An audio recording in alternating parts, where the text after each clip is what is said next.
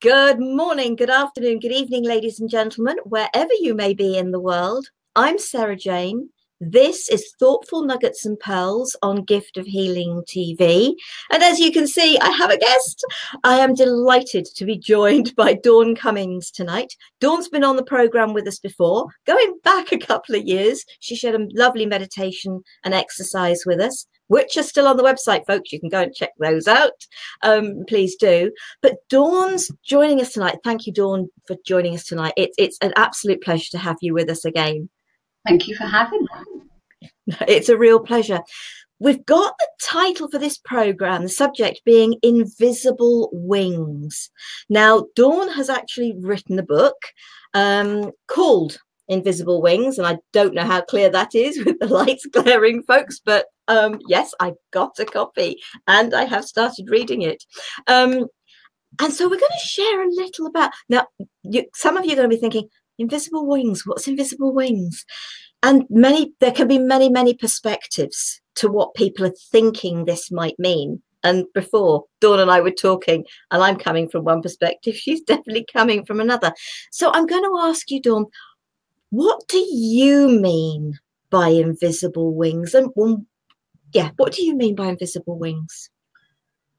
Okay, well, first of all, I believe we've all got invisible wings. And it's about actually embracing them if you're ready. But back to the invisibility, that's where I suppose it comes more clearer for myself, because looking back to even my childhood and anything like that, I was a shy, timid, sensitive child, but you just sort of think that's the norm. And unfortunately, if I'm honest, I think, like I said, I had the gift of the invisibility and the wings, but my journey has been about love and worthiness and my identity. So in some ways, it's like I've not wasted all these years, but if I could have embraced them then and realised that that was actually my purpose, because I am a messenger of love, which again, invisible wings, angels. So to go forward in my life, but because I didn't know who I was, it's like I wasted this gift. And it's taken me, well, yeah, I mean, into my 30s and my 40s, I was just doing the normal thing. And because I had health issues, I then went into what I call the alternative, and I've been trying to connect back to my invisible wings that are naturally there. So, I mean, I could go on, but does that sort of give you any insight, Sarah, or anybody really? Well, I think what we've got to realise is, I think there are going to be people who think, yeah, well, it's all right for you. You've got wings. Yes, so have I. So have you. The people listening, I genuinely believe we all have wings. Exactly. There is nobody that hasn't. And I think that's the important thing to realise is you're not sitting there listening to two people and thinking, yeah, that's great. That's fine. They've got wings, but what about the rest of us? You have too. Everybody has wings. And okay, I'm going to just chuck this in at this precise moment in time. Last year, I'm sure it was last year, I did a meditation on Gift of Healing TV to do with connecting with and your wings. If you've got to think, oh, okay, fine. Yes, you can go and do that. Go and find that meditation. They're all listed on Gift of Healing TV website under meditations. You should find the wings one there that I did. We all have wings. And I think that's the thing, isn't it, Dawn? I don't think any of us should feel we've wasted our life. I know exactly what you're saying. Oh, how old was I before I eventually started tuning into all of this? But I don't think we waste our life. And I think maybe this is the point.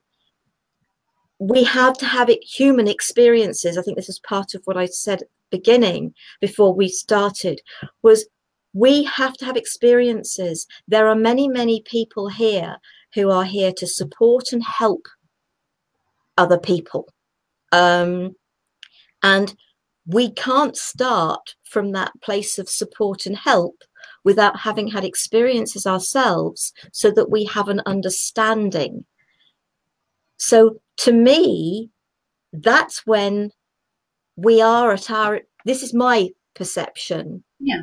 That is when we are invisible. I was invisible, as I said before, even to myself. You weren't invisible to yourself, but nobody else could see you. I was invisible even to myself prior to my awakening, my wake-up call, whatever you want to call it. It's about being aware that maybe it's not your time. Maybe listening to this program is your time to start stepping into your visibility from your invisibility. So yeah, take it from there. Yeah. So it goes back to two aspects, because it's back to your saying about the invisible wings. So I've explained that. And like you said, we've all got invisible wings.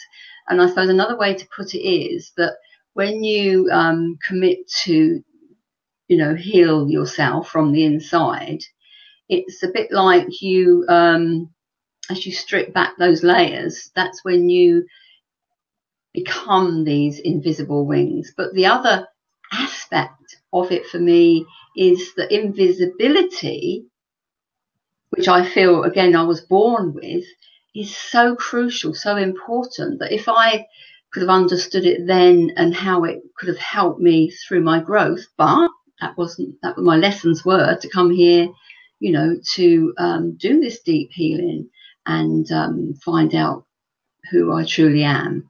So it's yes, that you've got the invisible wings, but it's the power of the invisibility that when you own your invisible wings and you are this sensitive soul, that you need to really embrace invisibility.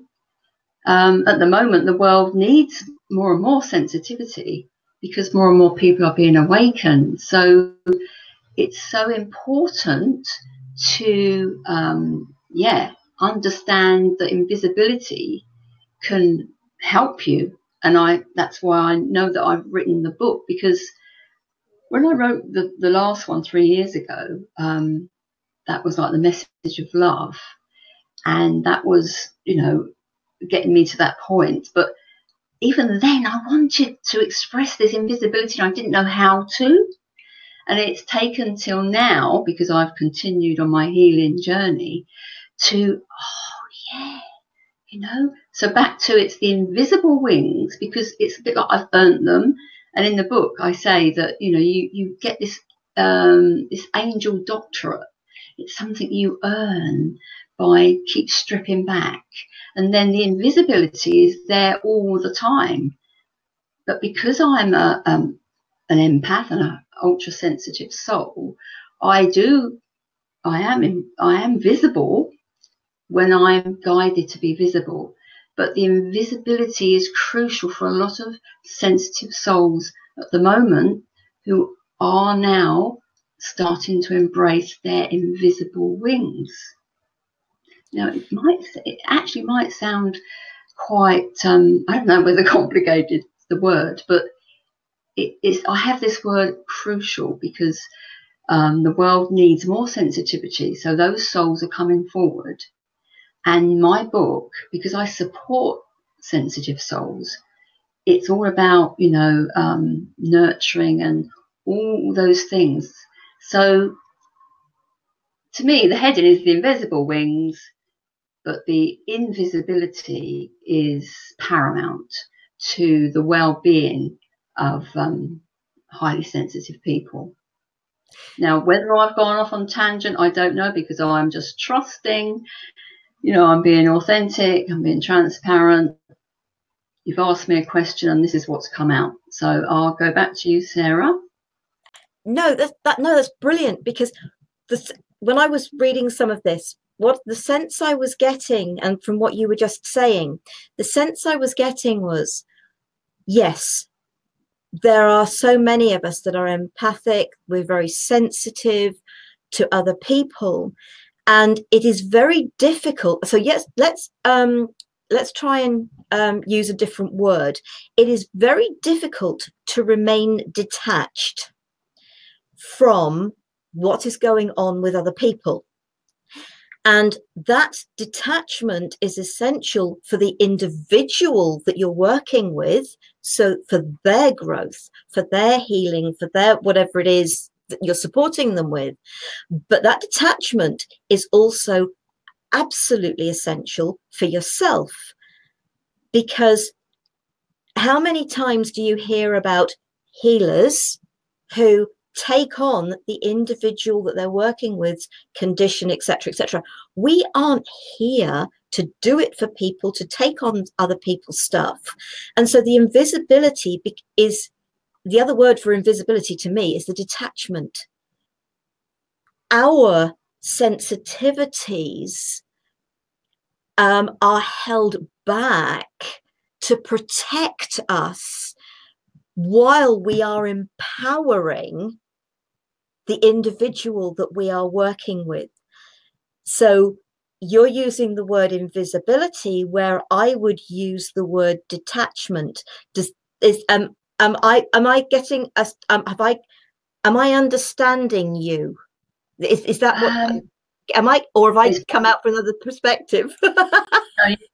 You need the detachment, but if you're an ultra sensitive empath and an HSP, which is a highly sensitive person, that's the challenges that you have. So the invisibility, I suppose, is, it's back to labels. It's like an empath. There's a difference between an empath and an HSP, because it's not you don't learn it. You're born as one. So eventually, and again, what I'm still learning to do, is always work in progress, as you know. But it's just because you naturally take on people's emotion or whatever. So the invisibility is part of that. You're working behind scenes, but you're still doing a good job, making a difference, helping the world, those things. So there's quite a few aspects, I suppose, or perceptions of how people want to see this invisibility. But I think I've got to stick with the importance of an empath or an HSP, Earth Angel, any healing, that you need to take care of this sensitive side of yourself. And by being invisible, it's okay. Whereas a lot of people are out there being visible, but that doesn't suit you, doesn't suit me. It just wipes me out. So I retreat more than I do anything. Yeah. So you're right about you detach, but that's part of another the spiritual practice of, yes. So it's more, the word keeps coming complex, but the challenge is huge. And believe me,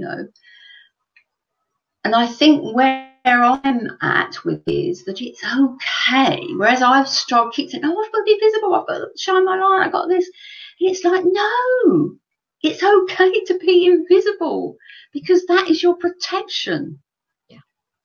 Yeah. So same as retreating, and because, like I said, more and more people now are this way, they need to understand